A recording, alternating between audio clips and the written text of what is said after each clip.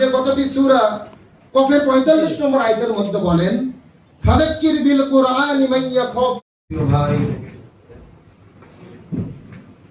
মুফতি সাইদুর রহমান হাফিজাহুল্লাহ, আজকের এই প্রোগ্রামের সম্মানিত সুযোগ্য প্রধান অতিথি, বাংলাদেশ জামাত ইসলামের কেন্দ্রীয় মাজলিস শুরার অন্যতম সদস্য, আপনাদের এই সদর আসনের সম্মানিত সুযোগ্য এমপি মহোদয়,